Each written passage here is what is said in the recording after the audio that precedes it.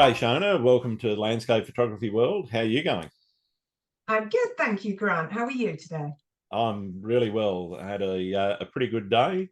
Got a few things done. How about yourself? The day's only just starting here. This is what I love. We were just talking about you having your dinner and myself having my breakfast. I love it. Yeah, fantastic. So let's start with who you are and what you do, and then we can talk a bit more about why you do what you do. Okay, hi. I am a Scottish photographer based in Edinburgh. You might notice that I don't have a Scottish accent. Hmm. I always get called out on that one. I grew up in the home counties of England, in Hampshire along the south coast, and ended up in Scotland. My family is Scottish. My mum and dad Oh, live in the borders, and I moved here in 2010. So very much my home now. My background is actually not hasn't always been in photography. I had a very corporate career of hmm. 20 plus years, and in a fast-paced world of fashion retail, I was a regional manager Okay. and looked after Northern Ireland and Scotland, and worked very long hours, lots of travel, weekly trips to London, spent more time than I would have liked at airports, and not for the right reason. Hmm. Um, and that sadly came to an end back in beginning of 2017. The shape in retail has changed somewhat. It's become quite a difficult space, and there was a lot of redundancies happening, and I took the chance to take redundancy at that point. And that is when my life significantly changed. I had been working, I've worked all my life. From the age of 16, I've worked full time, and I've never had time off. I've never had time out of employment. I worked very long hours. Mm. Everybody who knows me knows I'm a bit of a workaholic. Yep. And when I took the redundancy, I knew there and then I needed time out. I needed a break. And that was actually really difficult for me to. Mm. Mm. First of all, I thought, well, I'm just on an extended holiday. That's great. Nice to begin with. But then the reality set in that, well, what am I going to do? And this is when obviously photography became a very big part of my life. I've always had a camera. I grew up, and I'm thankful that I grew up in the 80s and the 90s before smartphones and even before the internet. Good God. And all kids had point and shoot cameras, and Yeah. it was very much part of life back then. We all always took photos, and I love that. And then I have these wonderful memories of myself and my sister getting overexcited about spending our pocket money to get our rolls of film developed. And Yeah. then you had to wait about 2 weeks for the film to develop, and that anticipation of what do we got, let's look at our Yeah. photos. And sadly, I don't think as many people print photos anymore. And it's something I still do, and it's something I love to do, because seeing your photos in print is a very different experience to Absolutely. just, I certainly think it's one of the best ways of experiencing photography. aha, yeah, I totally agree. And when I like to print my images at least A3 to see, you see so much more than what you do, obviously, on your Absolutely. screen or on social The media thing is, platforms. otherwise, what are all those megapixels for? Because if you're looking at it on a Oh, screen, you're not seeing that depth of no, the image. and other people aren't. Other people aren't, and Yeah, it's you will difficult. in processing. Yeah, yeah, It's difficult for photographers who don't exhibit, where their work is only being seen online, on and on social media platforms, where obviously the resolution isn't as good either. So I think that's sometimes a shame, to not get to see obviously the work how it's meant to be seen. And yeah. yeah, yeah. So I just remember life as always camera in hand.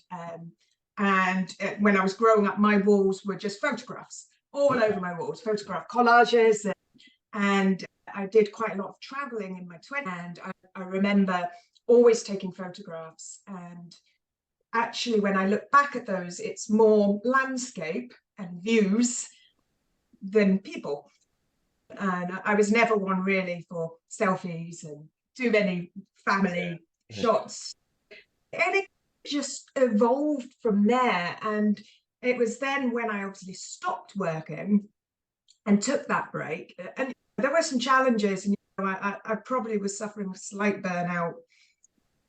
I was very in a real, I did go through some dark places, I'm not going to lie. And there was that concern of, like, what the hell am I going to do? And I had a successful career, and that just vanished. Yep. And how was I going to make a success of the rest of my life? And photography really helped me.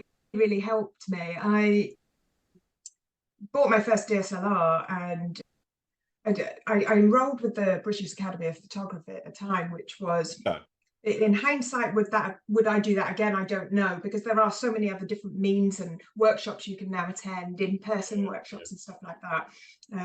But it really did help me understand and learn more about the functions of digital photography. And then I guess I was really in a position that I was very lucky, and I spent about 2 years traveling Scotland and photographing everything, all the honeypot locations, all the iconic famous spots, traveling the North Coast 500, but slowly. And it was phenomenal. It was fantastic. And I feel really blessed and really lucky that I had that opportunity to do that.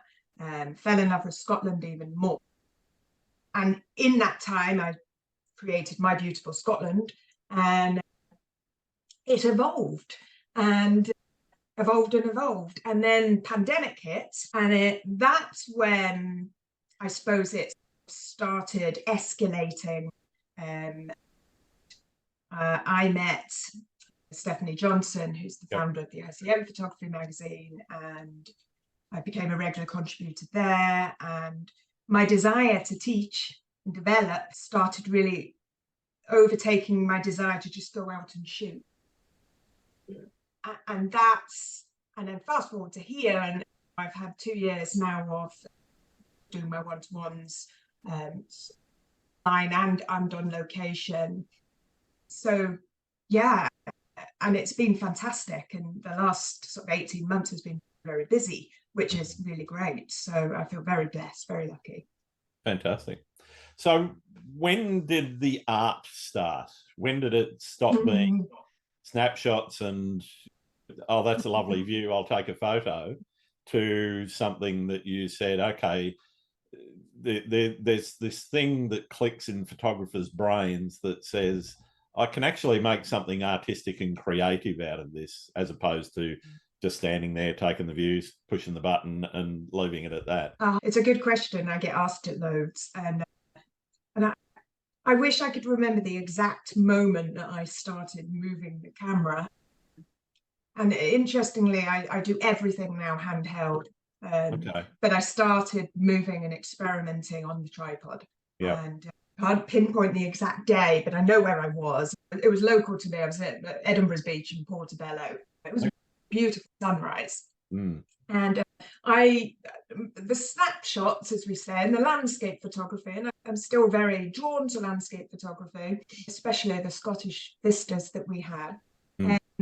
But I had a real love and passion developing for long exposure photography. And I'd started experimenting with that. And I really obviously love seascapes. Anyone who follows my work can see that. And I just loved the effects that you could get with long exposure, in terms of obviously keeping some nice pinch up detail in subject form, but really softening. And it was that softness whilst also still mimicking the movement that I was drawn to. And I decided, well, I'm just going to move the camera, pan the camera on the tripod. About 2 seconds. And I was like, whoop. Oh God, I love the results. This is fantastic. And I started doing a bit more of that. So the beginning of my work was a lot of panning and a lot of just seascapes, again, on the tripod. And when that really started to evolve was when I visited the Isle of Harris. And you couldn't use a tripod for ICM in the Isle of Harris. You've got really dramatic and quite complex landscapes and mountainous scenes in Harris, and there's a lot going on. It is a complex landscape. Again, I'm drawn to obviously the sea and the movement of the water. And in Harris, in Scotland, you say you get 4 seasons in one day. In Sure. Harris, you get 4 seasons in 1 hour.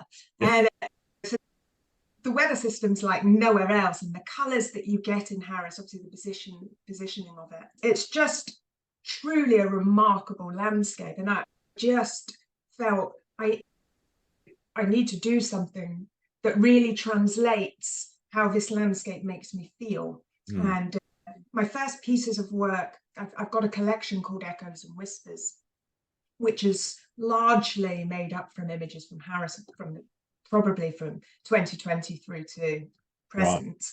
Right. And it's probably my most emotional collection. There's a lot of, in 2020, I was still very much in a place where am I going? Yeah. Almost still mourning, obviously, the loss of the career that I had. Yeah. And just really starting to understand a bit more about ICM and the results you could get. And that's when I think that's my moment of, right, okay, this is where I'm going with photography. Yeah, right. This is what I absolutely adore and what I absolutely love. And it's just grown exponentially from there. And now I do everything handheld, and I know that there are literally no limits. There are no limits. It still blows my mind. Obviously, that personal expression plays a big role in what you're doing. How do you infuse your own style and vision into your images? Because ICM, you see quite a lot of that just straightforward panning, so you just get these horizontal lines, or in a forest scene, for example, the vertical lines of the tree trunks and so forth. How is it that you twist it to your own vision? Question. ICM is a challenging technique to master. For me, I always say when I teach about ICM, and I do talks about ICM, I talk about how I can quite easily teach the technique that I use and all the processes and all the considerations that I use and apply to my work. I can teach that. Yep. But in terms of being able to actually creatively visualize what you don't see with the naked eye, because you do not see with the naked eye what ICM is going to give you, that I find I can't teach, because you have to be able to have that. And learning to visualize from a scene laid out in front of you what you're able to achieve is what makes ICM so unique. And it does take a certain it does take creativity and an open mind to be able to work with that.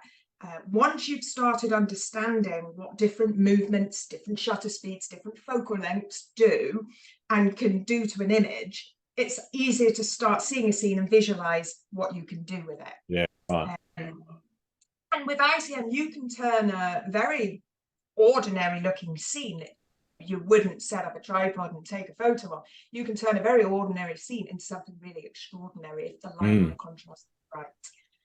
With my work, I have a very minimalist approach to my scenes, and I really enjoy simplicity within my work. I know usually what I want to achieve from each location that I go to. I've spent an awful lot of time, and I'm so lucky where I live. I'm based in Edinburgh, and I've got East Lothian very close, which is 40 miles of just beautiful, pristine, sandy beaches, bays and coves, and really lucky. And I've gotten to know these beaches really well, and I think there's something to be said about knowing a location really well and really understanding it, being able to see it in all conditions, different tides. And my absolute favorite beach, which is a place called it's known for its golf in Scotland, but it also has the most wonderful beach. And I know when the tide is 3 hours from low tide, it's the perfect position for me. It's got lovely flat sands. It's very minimalistic. There's no distractions. I don't like distractions like seaweed and rocks and stuff that I think can start looking messy with ICM. And it's a cove, So you've got beautiful headlands, so you can do different things. And I know that the sea's quite calm there because you've got the Firth of Forth and it's quite a sheltered area.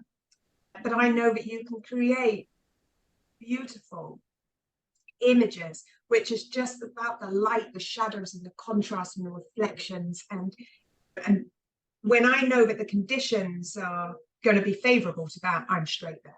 And I have pre-visualized what I want to achieve. And it doesn't matter how many times I go there, I can always come away with something slightly different.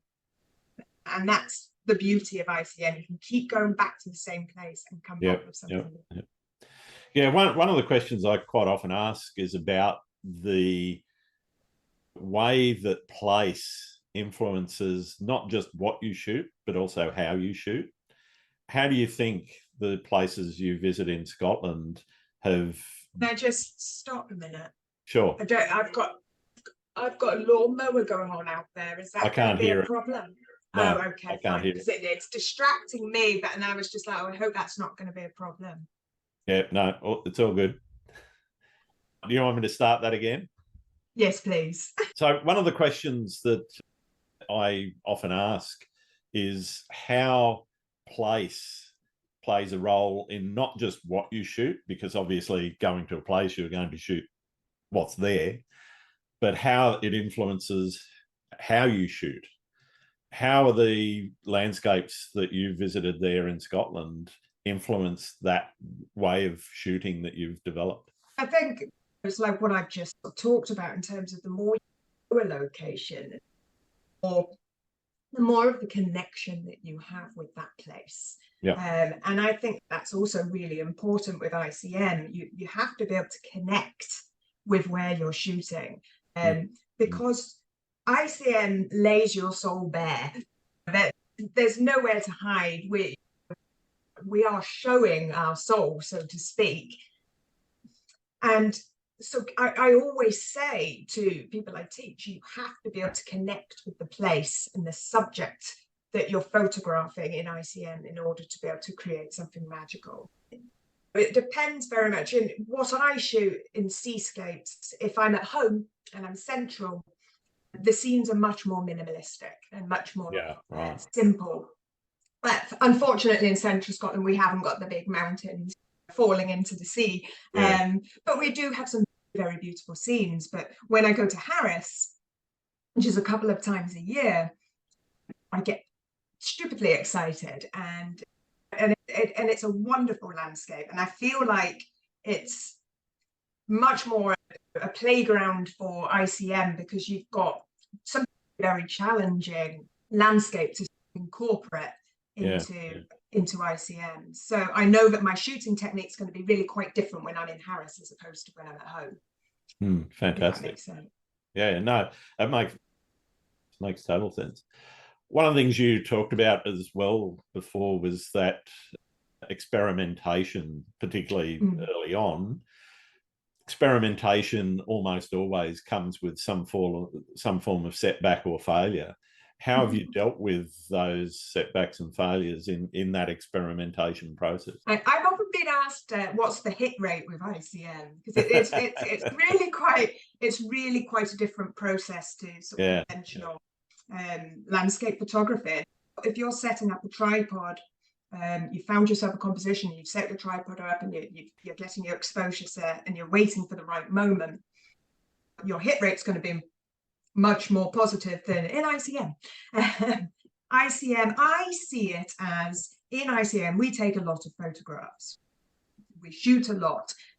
And the way I see that is when I have an image in mind and I use the images that I don't get right to tell me what I need to do to get to my desired.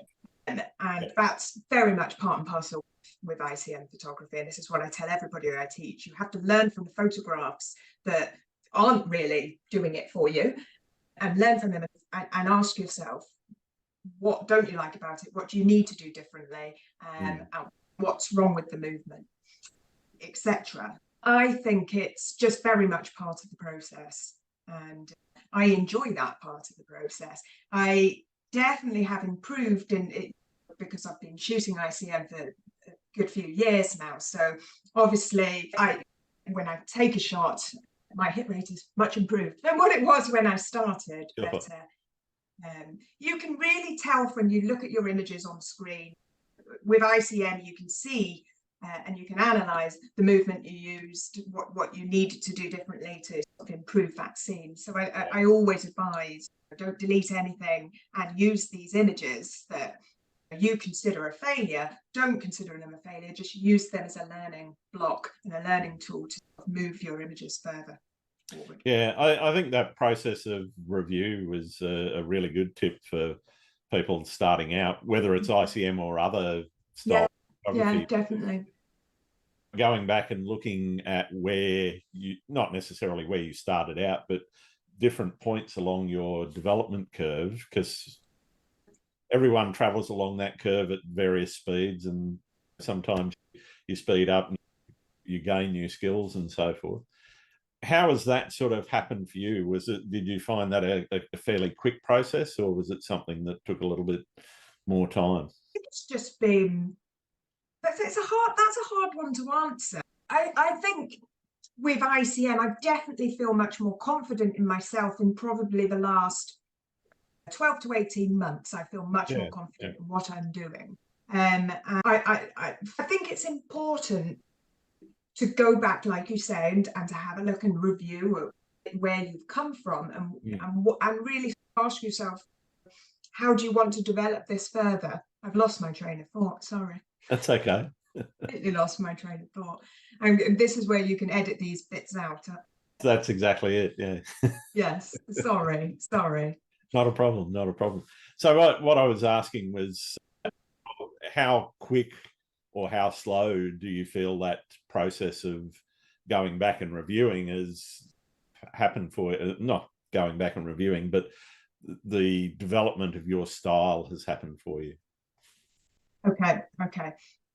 I think, like I said, I believe that I feel much more confident in myself over the last 12 to 18 months. And I feel that I've really slowed down my approach to ICM photography in the last 12 to 18 months. And I think that's helped me see much more clearly and be a bit more considered in my approach. I'm coming away with less images, still hundreds, but less than what I did previously. And when I first started out with ICM, it was exciting, and it almost was quite frantic at times, especially when you had, everybody gets a bit frantic. Oh my God, look at the sun setting, and you're going to have epic conditions, and I haven't found a composition. And with ICM, very similar. But you've got even more opportunity, because 360 degrees around you, you've got opportunity. And I used to be a much more sort of frantic approach to shooting. Whereas now I've slowed right down.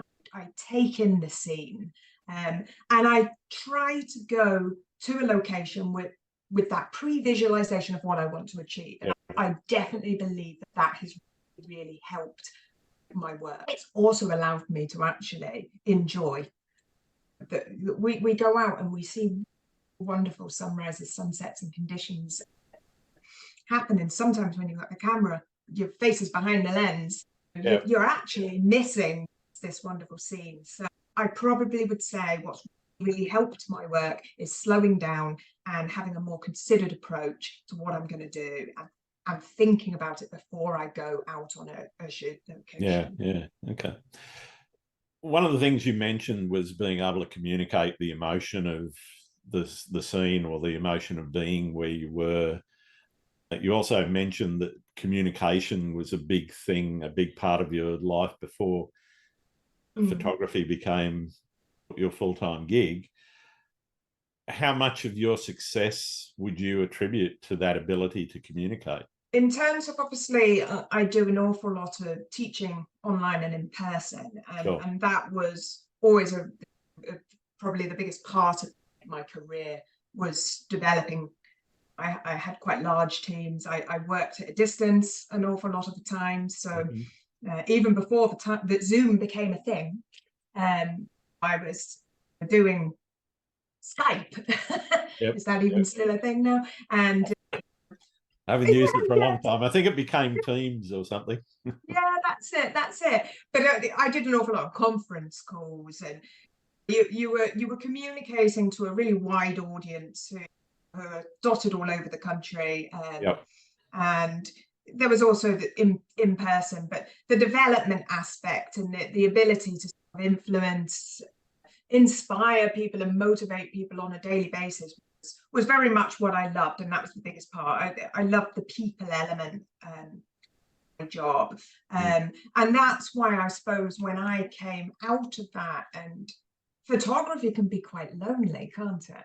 And yeah, it's one of the questions I ask is, do you prefer to photograph with people or on your own? That's a really good question as well, and I'll come back to that one. Yeah, no problem. I feel, yeah, when I first left my job, I was lonely. I think when I was just starting my business and starting to really think, but to almost business plan and like, where do I want to go? I didn't have anyone to bounce off, with the exception of my poor husband, who just got this the whole time, every single day. But going through that transition was one of the hardest parts. But at the same time, I quite liked the solitude of photography and having that time to reflect and some quiet, some peace and quiet. And I've actually really learned to really enjoy that now, and I really love that, and I love that time alone. And back to that question, do I like to go out and photograph with groups or on my own? Both is my answer. Sure. Obviously I run workshops, and I love nothing more than meeting with like-minded people, some of which have got experience in ICM, some who haven't got any, and it's just wonderful to see the passion and the realization of all the opportunities that ICM brings. And when you're out with like-minded people, it's like being part of a club, isn't it? Absolutely. They get you, they understand, and it's a really nice shared experience, and I really love that. I find it very inspiring, and I always take something away from other people's creativity. Absolutely, yeah. I learn a hell of a lot on my workshops. Yeah, it's just very inspiring. But if I want to do serious work, if I want to go out and shoot, then I want to do that on my own. Sure. And so if I want to go out and actually capture something that I want to print and potentially sell or add to my portfolio, I generally would want to do that on my own. I have had my husband come along with me at times, but I'm still very aware that he might be looking at his watch or yawning or starting to get hungry. Yeah, time for breakfast. Come on. So that there is something to be said about having that time on your own. Yeah. And with real purpose, and there's something to be said about that. So both situations are quite different, really. You talked a little bit about doing projects. Do you think it's important to have projects and goals in your photography? For me, it is, yes. And I think for everybody, I think that you should always probably obviously everybody in photography wants to improve their photography and improve their work. I know an awful lot of people talk to me and ask me questions about that they're keen to develop a sort of unique style. And storytelling within photography is often one people want to be able to do. So I think everybody has their own goals in terms of what they want to do. Sure. I think for the first couple of years when I started out on my own, I was really unsure the direction that this was going to go. And I guess with photographers, you can go down the route of exhibiting, which is a fantastic opportunity to get to that level where you're exhibiting your work, and it's the best way for your work to be seen.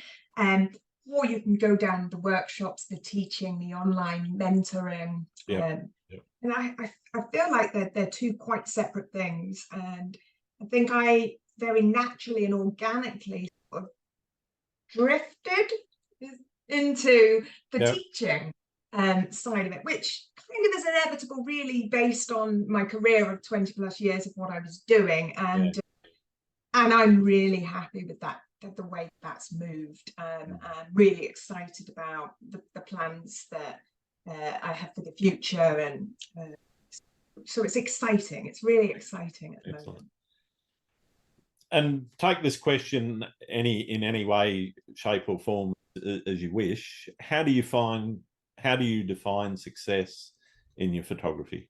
Defining success is a really hard one, isn't it? And I would have answered it can be, it could be commercial success. It could be, I would have answered it quite differently 10 years ago of what I considered to be successful. But I'm in a place now where I would define success by saying if I am happy and able to continue what I'm doing. So for as long as I can continue what I'm doing and I continue to be happy doing what I'm doing and I love what I do, then that to me is I'm making a success out of it. For me, it's not about making money. It's very much about, I came out of my career wanting work-life balance. In fact, I've always wanted work-life balance and I just never managed to achieve it. Right now I believe I'm achieving it.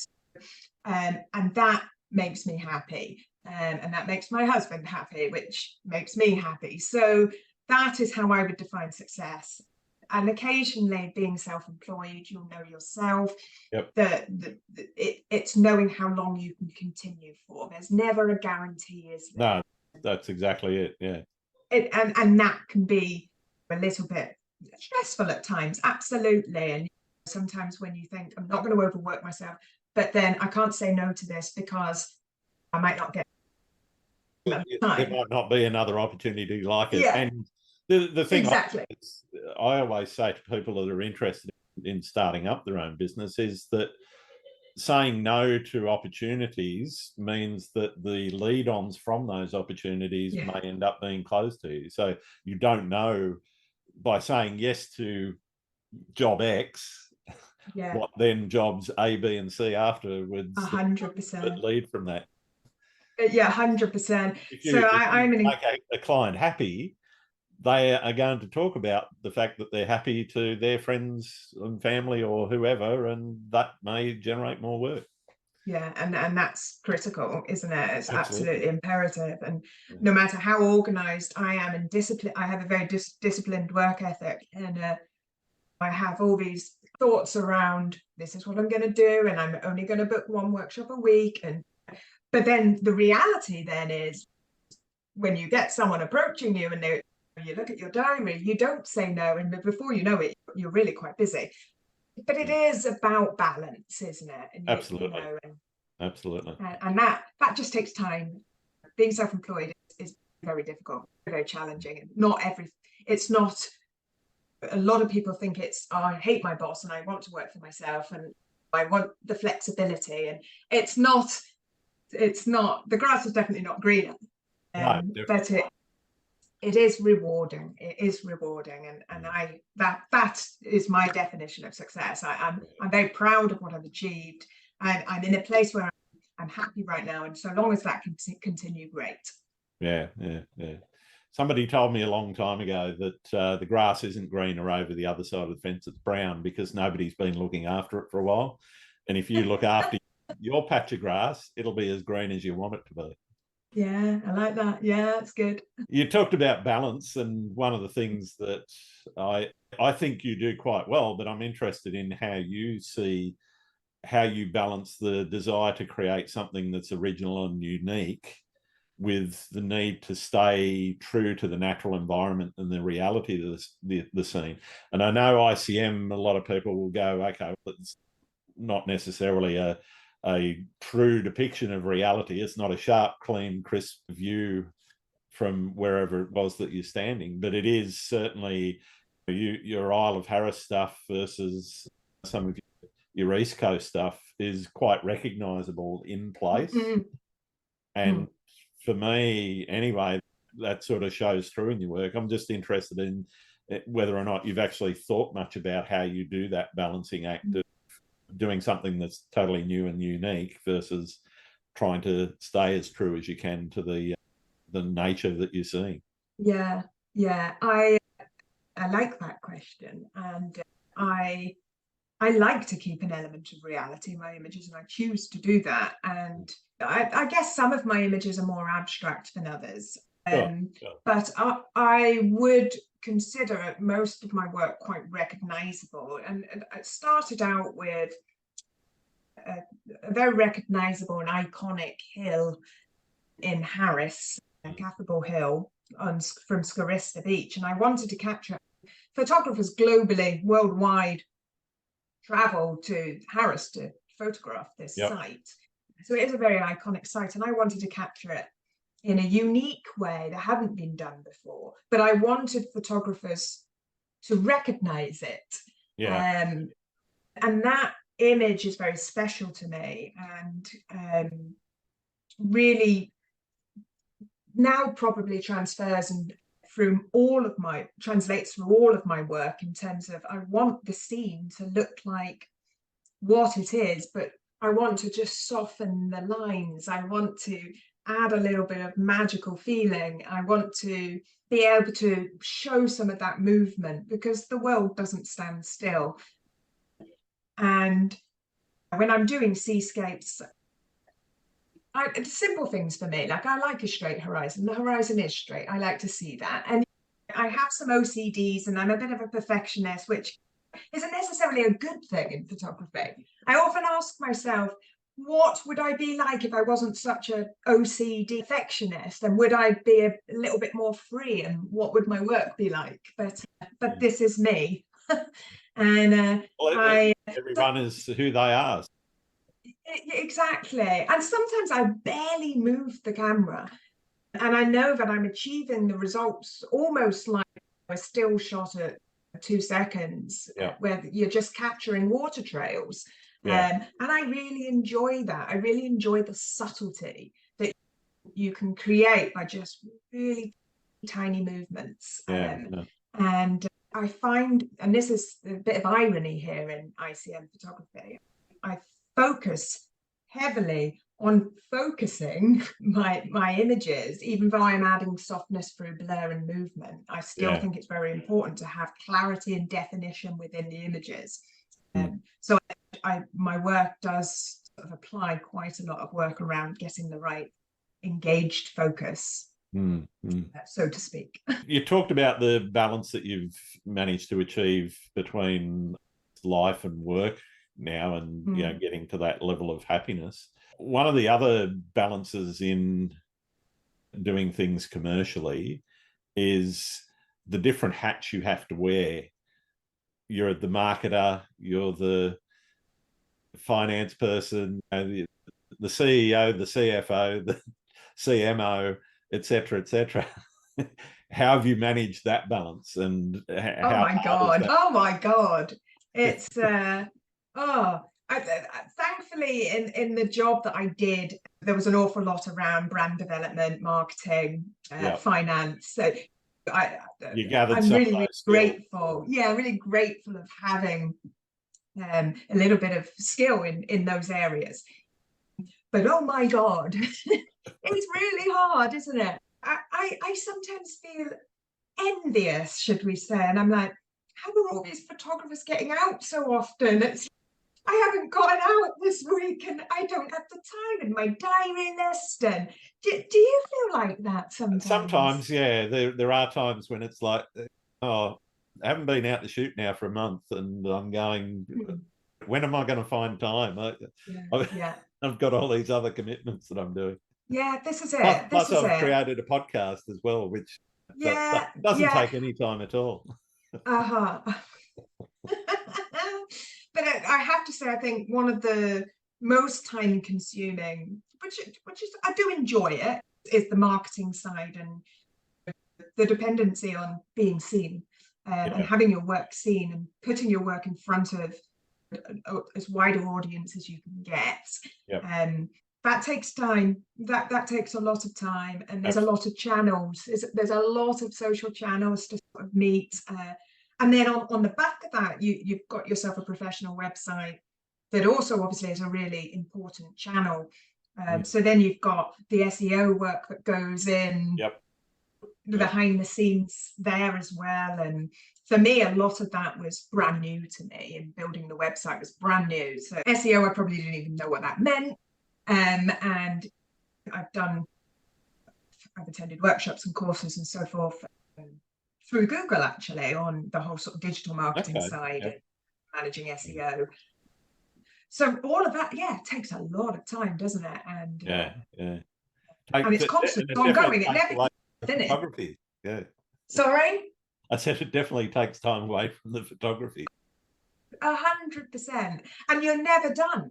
It's just a continuous loop.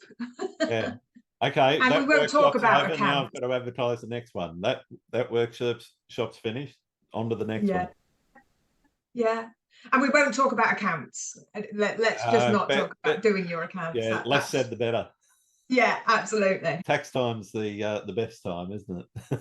Yeah. One of the things that every photographer I've spoken to, not necessarily struggles, but it's a difficult thing to approach, is how you price your work. Really hard. Really, really difficult, isn't it? And I don't have a system and or a strategy, and I've also had quite a few people reach out to me in terms of obviously what I sell online, but also my workshops, and telling me I'm underpricing. I think I am a confident person, but there's almost that feeling of I need to gain more experience before I can start reviewing my pricing. And when it's really tough, and you obviously do your research and you look for like competitors out there, and you can use that as a little bit of a structure and a guide of how you do that. But I suppose it just comes down to how you see your own value, and that I think is really difficult. And absolutely, really difficult. Yeah, and so I don't have any big top tips around that at all. That's totally fine. Even for things like workshops, how much do you value your time? And exactly, you've got to cover costs, particularly if you're doing one where people are traveling and there's accommodation costs and fuel. Yeah, exactly. Fuel has just gone nuts. Exactly. And it's not just, I suppose the thing is, when you're doing a workshop, whether it's residential or whether it's just a one-day workshop, it's the work that goes into putting it together, and then obviously selling it, marketing it. Then there's obviously your time, and there's a lot of other factors, travel costs, and there's a lot of factors. So there are those things that you are quite easy to quantify, and you can put those in. I actually find it easier pricing a residential workshop. So I've got a number of residential workshops coming up, and I find it easier pricing them by building yourself a spreadsheet, and you're putting in the cost per person, your hotel cost, your dinner cost, if it's all inclusive, you're putting all of your costs in. If there's another photographer with you, you're putting that cost in, all your travel costs. And it's a much simpler way of looking at it. But do I do that when I'm doing it for myself? No. So maybe actually that is what I need to do. No, it's always a challenge. It's one I've faced myself. I actually just put my workshop prices up recently, and for some workshops it's interesting. The demand has actually gone up. For others it's gone down, so I may have to adjust some of the pricing there again, just to see if we can get a happy medium where I'm still getting people in the door. Yeah, that's it. That is it. One of the things I'm really interested in is what your most memorable experience in photography would be. That's quite easy because straight away the trip in 2020 to the Isle of Harris, which very nearly didn't happen. In fact, it didn't happen to begin with, because we were booked to go in March of 2020, but obviously we were then all locked down. And then we rescheduled it at that point to, it was the end of September. And luckily, I could go, but my God, was it stressful, because we were in and out of different lockdowns in Scotland at that point. And then when I got back from that trip, we all went back into localized lockdowns. So I'm very lucky to get there. And due to obviously the timing and what was going on that year, there was barely anybody there. There was nothing open. It really was seeing Harris how I think people should see Harris, in terms of completely remote and you were completely on your own. And it was just myself and my husband were there. And obviously it'd been a strange year, hadn't it? And definitely, yeah. It just, and that was, just a very memorable time where I just really just consumed myself in photography and the environment and the scenery. And we had some very, very beautiful conditions whilst we were there. It just stands out to me. And it was the beginning of my first collection, which is Echoes and Whispers, which is still very important to me as a collection. So yeah, that's a standout. That's a standout high for me. Lovely. What about the lows? Are there any horror stories from your trips away or locally? Yeah, I've had the last year, this wasn't a low, but it was a challenge. And last year when we go to Harris, I go with my husband every year. Last year when we were in Harris, a bit of an embarrassing error, should I say, on a very windy day, and it's very blowy in Harris, but on a very windy day, I decided stupidly, let's set up the tripod and do a family selfie. And I left the tripod unattended and yes, the wind blew the tripod, and I lost my 24-70 lens in the middle of my trip. And to say I was gutted. I was on the most beautiful, probably one of Harris's most remote beaches at the time. The conditions were phenomenal. And I'd left my long lens in the car, which was about an hour's walk away. So I didn't have a camera for that beach. And it is now, in my memory, the most amazing black, dark skies with some light coming through and hitting the seas, which turned completely aqua. It was tremendous. So I was very upset, and I only had my 70-200 lens with me for the rest of the trip, which for ICM, for me, I do 75% of my images are with my 24-70. I take in bigger scenes and bigger vistas, and rarely use the longer lens. So I was out of my comfort zone. The longer the focal length of ICM, the less movement is needed. Given that I used barely any movement anyway, it becomes slightly trickier, and it's a heavier lens. The control that I have in my images for that definition becomes more challenging. So that was tricky, took me out of my comfort zone. But you know what? I'm really happy that it happened, because I actually came away with some very different images, much more intimate images. And it's pushed me to realize, hold on a minute, we need to not get too comfortable with what we're using, especially with ICM, where muscle memory and control is so important. So I now tell everybody, if you shoot landscape orientation all the time, mix it up and make sure you do some movement portrait. Otherwise, your muscle memory will get set in one particular way. And so that's a memory that sticks out. I'm now very careful with my equipment, and thankfully I was insured, but that took weeks and lots of effort to get the insurance company to pay up. So that just went into my admin list. Now, I recently busted my 24-70 as well. It wasn't doing a family selfie, but it was a similar thing. The tripod fell forward, and so it's actually jammed itself. You can't twist to change that's what happened to mine. That's what happened to mine. It crushed it, really. The autofocus wouldn't work either with mine, so it was deemed useless. I'm yet to put in my insurance claim for that one. That might take you 6 months, but I know.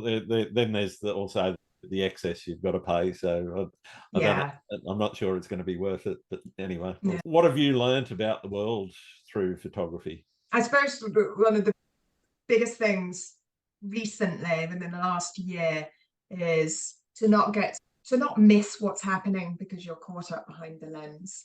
That's been one of my biggest things in the last sort of 18 months, because the world is very beautiful. and we're incredibly lucky. And I was out on Saturday night actually, and when I say I was out on Saturday night, in my 20s, I was always out on a Saturday night, but my Saturday night now was out watching, and it was a beautiful sunset. And Nice. I was on the beach, and it was just, I couldn't think now of a better way to spend a Saturday night. And I got a few images, but actually just to be out, appreciate the world and its beauty. And I know that sounds cliche, but I now really do appreciate how beautiful the world is. And I want to see more of it, and to have that desire. And one other memory that sticks out in my is from a good few years ago, before I started really taking photography seriously.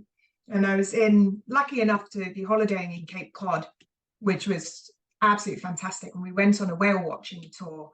Nice. And I had my camera, and my husband had a GoPro at the time, and we were on a boat with lots of other people, and we were lucky enough to see about 8 humpback whales, and they had their babies with them, and they were feeding. And it was the most phenomenal sight. But I'll be honest with you, I missed it, because there was me with tracks at the side with my camera, determined I need to get a shot. But I actually missed it. Whereas my husband Shane, he stood back out of the crowds with his GoPro on a big long stick and just filmed the whole event. Yeah. And watched it and saw it, and completely different experience. So did I really get the best out of that experience? No, I don't think I did. And I think sometimes you just need to stand and take it in. Yeah, photography can ruin a bloody good experience sometimes. Yeah. But when you take in a beautiful experience, it will only inspire you more, get out more, to have more of that, and then the photography will come. Yeah, definitely. Are you one that rushes back as soon as you've finished a shoot, load up the computer and get into the editing, or do you leave things to marinate for a while? That's changed a little bit with me as well. If at the moment, if I'm getting back really late at night, because the sunset's quite late now, sure. I'll load up my images in the morning, and I'll load them up in the morning, and I'll have a quick skim. And that's it. I probably don't have time to then get into editing, because as we've got a list of 1,000 other things we need to do. When I did have more time, I used to get really excited. Back from a shoot, just had amazing conditions. I'm so excited. And I'd often, 9 times out of 10, end up then feeling quite deflated and really disappointed. I suppose we forget that we're looking at raw images, which are quite flat and dull, need processing anyway. But when that experience is fresh in your mind, that's what you're expecting to see on the screen in front of you. And it can lead you to, I hate them all. And I do find I need to look at them once or twice. And I end up now with editing. I don't have as much time for it anymore. And when I do find some time, I'll go back to files. Maybe I'm looking at files at the moment that I took in January, for example. Yeah, right. Okay. And I find that really refreshing and really nice to go back and revisit. I recently just revisited images from Harris last year, and I'm seeing things differently. And every time I go back and look at these, I'm finding more things and seeing things I would have missed. So I think it's important for people to go back and keep revisiting files and not just dismiss them at first glance. Absolutely. I encourage it quite a lot and do it a lot myself. I was actually looking at, and I was talking to somebody else recently about why I've started doing this with some of my older shots, particularly night shots, which I might have underexposed a little bit.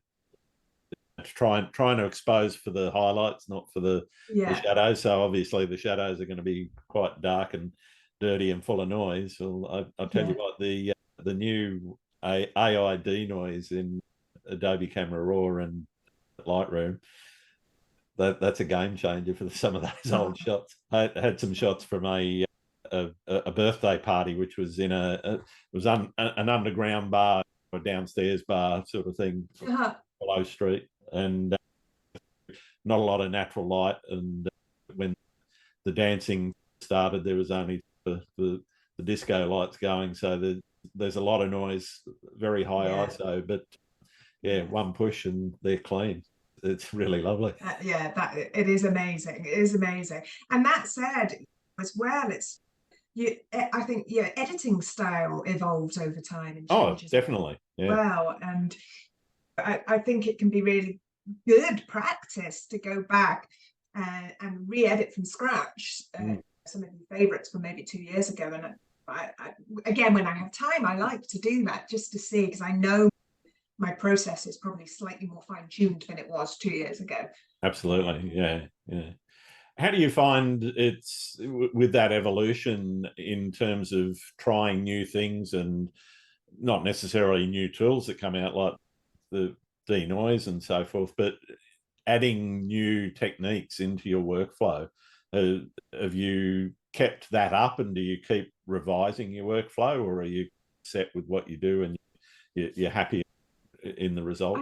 With my work at the moment, the majority of my work is single in camera ICM, where I work really hard to get the exposure as near to as balanced as it possibly can, so I can obviously get the best out of my files and the best color balance, etc. So I do tend to, my processing is quite quick on a lot of my images, and I'm literally just fine-tuning using a slider such as your contrast.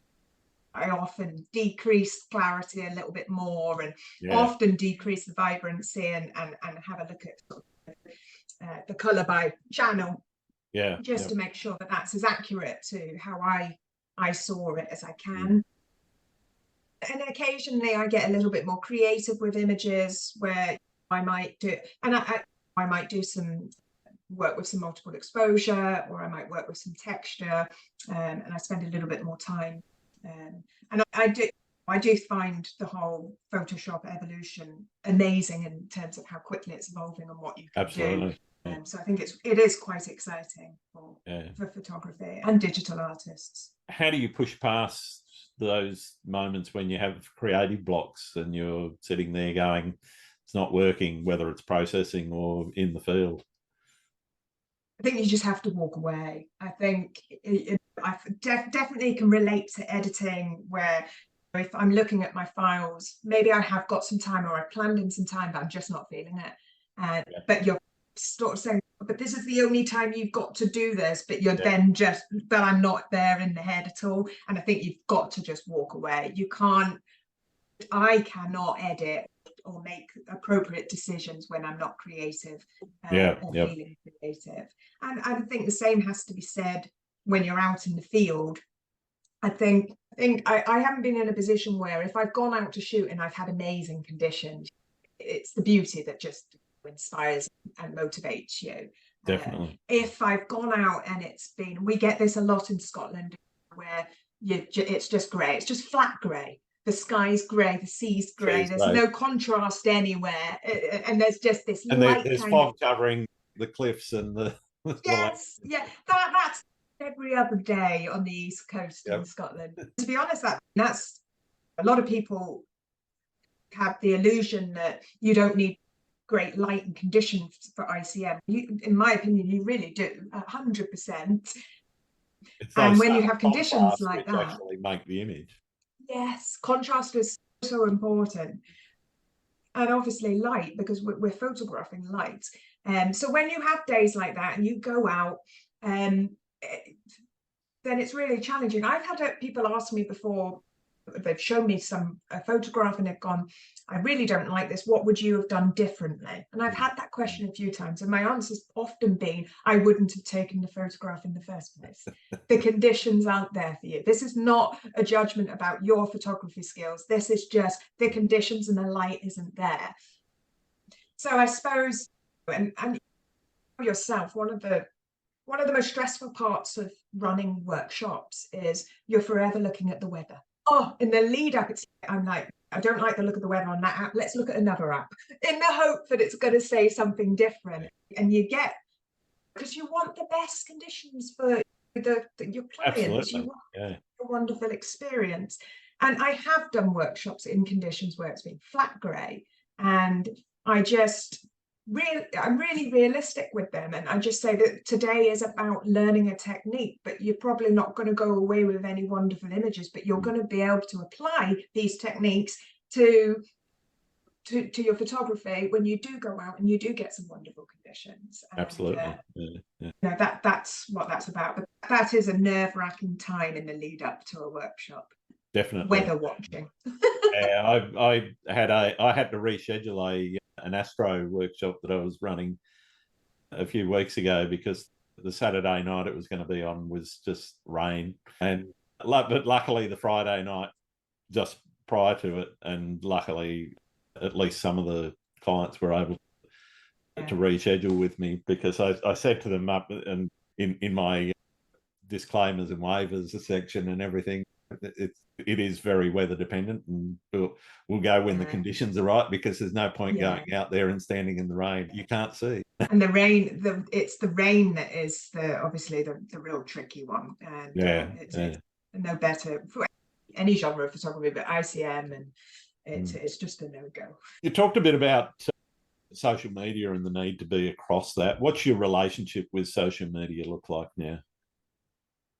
It's important that it's an important part of the business model. Really important. I do enjoy it. I really do enjoy social media, and I have a social media account for my dog, so I clearly enjoy social media. And that's embarrassing. He's an adorable little dog, so he deserves his own little profile. He's got over 1,000 followers, and that's but we're not here to talk about Arlo. No, I enjoy social media most of the time, and I follow some incredibly inspirational, talented photographers and artists, and I get daily inspiration. I also get daily envy as I'm scrolling through. So I think you've just got to, I think you've just got to take social media for what it is.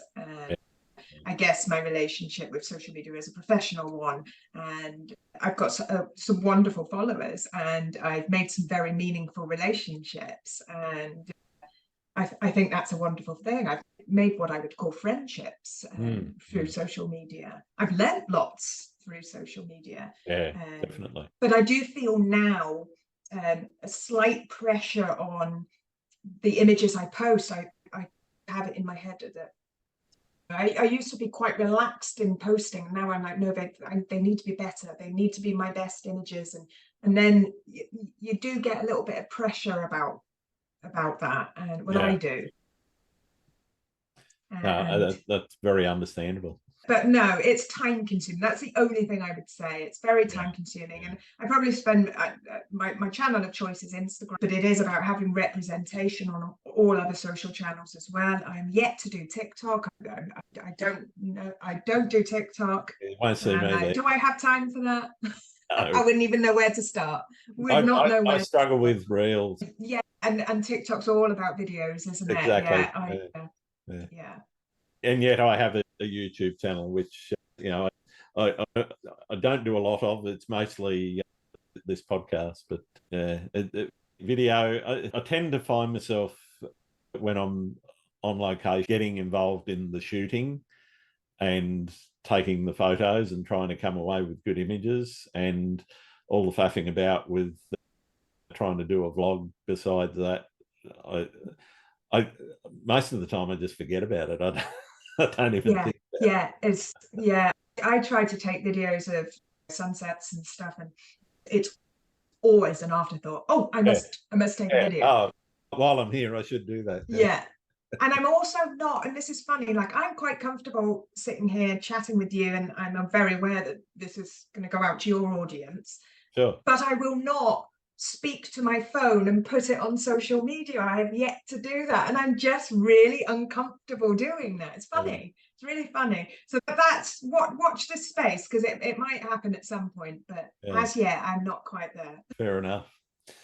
What do you see as the biggest challenge facing photography right now? Well, the cost of living crisis for one, and it's the biggest crisis for everybody at the moment. I guess there's a lot of chat around AI at the moment, isn't there, in terms of what's happening with the evolution of that. I don't have huge thoughts on that at the moment, if I'll be honest. Yeah, that's fine. But I think for people who take up photography as a hobby, photography is all consuming, and there's not much time for anything else when you get into photography. And they're very early starts, it's very late finishes, and it's a very, very expensive hobby. And I feel like the prices of equipment and the need to have the latest bit of kit or gear or gizmo is becoming much more apparent and much more expensive. And I think that's probably the biggest challenge at the moment in photography, and the rate at which, the speed at which, you know, DSLRs and mirrorless cameras are evolving. I myself would love to upgrade my kit, but the financial cost of that is huge, because I want to move from DSLR to mirrorless, but then I have to upgrade all my lenses too, and before you know it. So I'd say probably you're for talking hobbyists, about tens of thousands of absolutely. And then insuring your equipment, so the cost of doing that, the cost of going to the locations, traveling to these locations, and it's got to be one of the most expensive hobbies. And I think for professionals and hobbyist amateur photographers, it's definitely a massive part or consideration within what you absolutely do. Where do you see the future of photography going? I think, who knows, when you read into the AI side of things, and I follow quite a lot of artists who do a lot of in-camera multiple exposures, and there's Valda Bailey and Doug Chinnery, and they do some really wonderful work. And there's a couple of photographers I know that have created a beautiful image that has involved up to 35 different images and blend modes. I think that's absolutely phenomenal, but kind of mind-blowing a little bit, and takes a lot of work and a lot of patience to be able to create something like that. So I think there is literally no limit as to where photography can go. And I always find with ICM, I'm always doing something that I'm like, oh my God, wow, or gaining a bit more realization of why things are happening, and how you can manipulate landscapes and light. And you're always learning. You're always learning. Absolutely. So I think it's limitless as to where it can go. What tips would you have for somebody that's just starting out in landscape photography? I think it would be, for me, I think get involved with the community on social media. I think the community around photography in all genres, and in landscape photography, that there's such a tight community, and these people are there and will help you. And I think that in itself is fantastic. You can ask a question and you will get that support and you will get that help. I think for me, I really learned a hell of a lot. Obviously, I had the resources that came from being enrolled with the British Academy of Photography, but I also learned a hell of a lot from YouTube. Just good old-fashioned YouTube, and you can watch some really fantastic videos, you can watch some awful videos, but you will always get an answer. You will always get an answer to that, you can learn just that question you have. And I'm not the type of person, I have not read my camera manual. I haven't read it. It's that fat. And I'm like, I'm not reading that. The print is too small. If I need to know something about my camera that I haven't found myself, I'll just Google it and watch a YouTube video. And I think you have to just get out as much as you can, don't you? You have to get into the field, and you just have to do as much photography as you can. And like I said at the very beginning, I was very lucky, and I realized I was very lucky that I had a couple of years of just solid travel and photography. Yeah, nice. And I learned so much in those first couple of years, just by getting out and shooting and making mistakes. And I learned a lot about editing. I learned a lot about myself. I learned that when I'm underexposing an image that I like, no matter how long I take trying to recover that image on Photoshop, you sometimes just have to let it go, don't you? Absolutely. Are there any photographers that I should be talking to on the podcast? You were going to ask me that one. I wrote some down. There's a couple. I would say Stephanie Johnson. She's founder of ICM Photo Mag, and is very passionate about sharing her passion for ICM photography, and does an awful lot of in-camera multiple exposure work, which is just mind-blowing. And her latest work from New York is absolutely phenomenal. I love the work of Joe Stephen, who's a UK photographer, and again, ICM, some multiple exposure, nature, floral, landscape work. And her style is just uniquely beautiful. I love everything that is produced. And Mark Cornick, he's also English and predominantly ICM, but has got a quite nice diverse portfolio, really. Incredibly talented. I relate very much to his work. I think there's some similarities there, but I think he's got real talent. And another couple would be all English, to be fair, so apologies. Sally Mason, Kate Barkley, and Wendy Bagnall are all photographers I really enjoy seeing their work. And I really enjoy seeing that. I get excited about what they're going to post next. Thanks for that.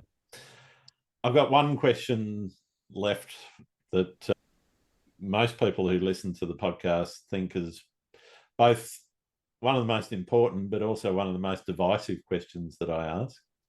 Do you like pineapple on pizza? Is that the question?